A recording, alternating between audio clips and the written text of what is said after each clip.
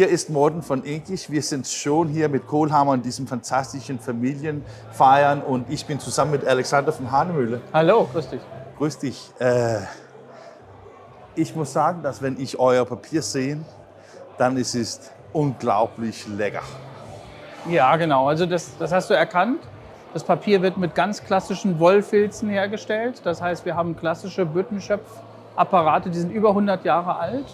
Und diese Prägung, die du bei dem Papier erkennst, stammt aus der Handwerkerkunst des Wollfilzes, weil das Papier wird flüssig auf dem Filz aufgelegt und dann über Zylinder getrocknet. Und das erhält halt diese haptische Oberfläche. Ne? Und es habe auch eine andere gute Eigenschaft. Das kostet nicht so viel Energie, ja? Genau, das Papier ist mit weniger Energie erzeugt, weil unsere Maschinen fahren auch relativ Schleichgeschwindigkeit. Das sind für künstlerische Anwendungen auch dicke Papiere. Und wir arbeiten im Naturreservat, weil ursprünglich wurde die Firma vor 440 Jahren gegründet, weil man das reinste Quellwasser unter der Firma gefunden hatte. Und dieses Wasser verwenden wir heute noch, um unsere Papiere zu machen.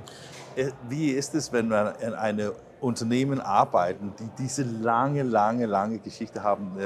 Ich glaube, das macht ihn stolz auch, ja? Ja, also das zeigt, dass natürlich nicht nur ich, sondern also Generationen vor mir mit an der Entwicklung gearbeitet haben. Und die haben sich immer natürlich verbessert und haben auf dem Weltmarkt immer gehört, was die Kunden wollten. Und dann kamen Kunden, die wollten ihr eigenes Papier haben. Herr Staudt hat das erzählt, dann hat jemand Zucker von mir aus oder jemand anders wollte sein DNA in Papier haben, können wir machen. Dann hat er sein DNA appliziert in Papier. Also wir arbeiten ständig mit innovativen Sachen. Und dann kamen die Leute mit Nachhaltigkeit. Und das haben wir als Aufforderung verstanden vor 30 Jahren und sind weg von den klassischen Zellulosefasern hin zu modernen, ich nenne es immer Grasfasern. Das sind unterschiedliche, schnell wachsende Gräser. Also Bambus ist das Beste. Das wächst sehr schnell und braucht auch kein Wasser kaum und keine Chemikalien, um zu wachsen und ist viel schneller als ein Baum. Und großer Teil unserer Papiere sind heute von Bambusfaser. Ich glaube, dass die Vorfahren 470 Jahre, nein, das kann man nicht, ja. Weißt du, was die am Anfang gemacht haben? Die haben aus Textilien gearbeitet. Damals gab es kein Papier. Die haben alte Lappen genommen, zerrissene Klamotten, haben Hammerwerke, deswegen war es sehr laut, und haben die Klamotten aufgefasert. Und diesen Faserbrei haben sie dann in Papierbögen. Deswegen stellen wir heute noch aus Baumwollprodukten Papier her. So immer innovativ.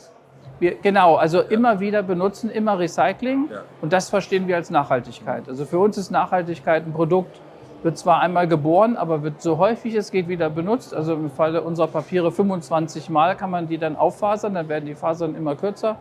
Ja, und der letzte Nutzen, das ist in dem, was wir hier sehen, das sind Verpackungen. Ne? Also irgendwann wird jede Faser in einer Verpackung landen, bevor sie dann so brüchig ist, dass sie dann vielleicht thermisch verbrannt werden muss, aber 25 Mal kann man im Papierzyklus jede Faser wieder verwenden.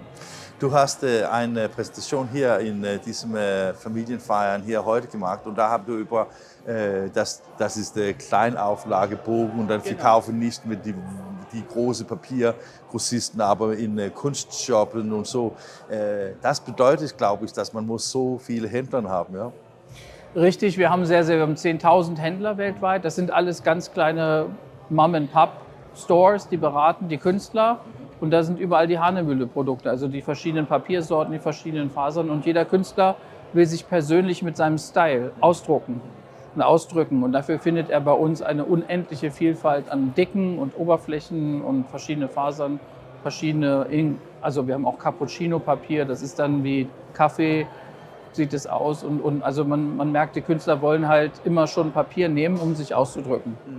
Wenn man auch eine Präsentation von René Staudt hier und seine Liebe für Autos und schöne Fotos, das muss auch wichtig für euch sein, wenn man eine große Auflage von einem großen Buch, das so gut aussieht. Das muss etwas auch bedeuten für euch, ja? Ja, also man muss immer verstehen, ein Auto ist ja zwei Sachen, das ist Nutzen und Emotion. Ja.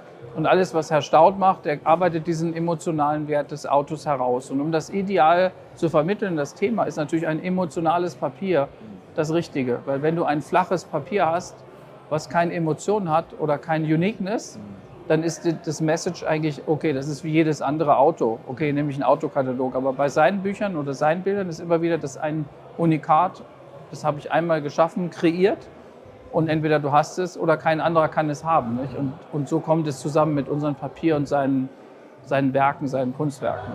Und ich habe auch verstanden von deinem Gespräch mit Van Spüne, dass digital ist nicht das, ist etwas, das ich finde gut, weil das ist Kleinauflage, das ist die DNA von der Hahnemühle. Ja. Aber ich glaube auch, das bedeutet, dass man muss eine neue Rezept machen für Papier, das funktioniert gut in einer Digitaldruckmaschine. Ja? Man muss Papiere leicht an den Digitaldruck anpassen. Bei uns ist ganz entscheidend, dass der Punkt muss ganz sauber stehen. Ja. Ein Punkt darf nicht ausbluten. Und da haben wir diese speziellen Beschichtungen aus nachhaltigen Stoffen entwickelt, dass diese Punkte, wenn die draufgesprüht werden, 0,0 gar nicht weggehen können. Also müsst ihr so vorstellen wie Katzenstreu, wo Katze drauf pinkeln. Das ist ähnlich. Mikroporöse Silikaschicht. Und der Punkt geht rein, die Farbe hält, aber diese Wasser kann sofort am Ort, wo der Punkt ist, nach unten weg und nicht in die Seiten. Und das ist das, was wir entwickelt haben. Da sind wir Weltmarktführer mit dieser Beschichtung. Und das ist so nett zu hören, weil ich glaube, wenn man über Inkjet-Technologie sprechen, alles sprechen, wie Wasser, wie schnell als möglich herausgehen. Genau. Ja. Die müssen, also du merkst auch immer, welche Seite zum Bedrucken ist, machst den Daumen nass und die Seite von Papier, das bedruckt werden kann, hält der Daumen wie Klebstoff fest, die andere nicht. Weil Leute legen ganz häufig zu Hause in ihren Canon-Drucker, das ist so ein Druck neben Epson, den Papierbogen falsch rum. Und das merkst du halt durch den Fingertest. Ne? Also die Seite muss immer saugend sein. Wir sind hier an diesem Familienfeiern mit Kohlhammer. Arbeiten Sie viel mit Kohlhammer? Wir arbeiten mit Herrn Staudt. Herr Staudt arbeitet mit Kohlhammer. Also da ist immer schon Austausch da. Und Kohlhammer entwickelt sich ja auch im Digitaldruck. Und an irgendeiner Stelle kommen diese besonderen Druckprodukte mit Digitaldruck zusammen. Also wir haben gesehen, so kleine Auflagen für zum Beispiel Nachhaltigkeitsbericht. Also Firmen, die ihr Nachhaltigkeitsengagement emotional präsentieren wollen, sind mit unseren Papieren sehr gut beraten. Und dann hebt sich das halt von der Massenproduktion ab. Ne? Also immer, wenn du den besonderen Touch haben willst, dann kannst du bei uns in dem breiten Sortiment das richtige Papier finden.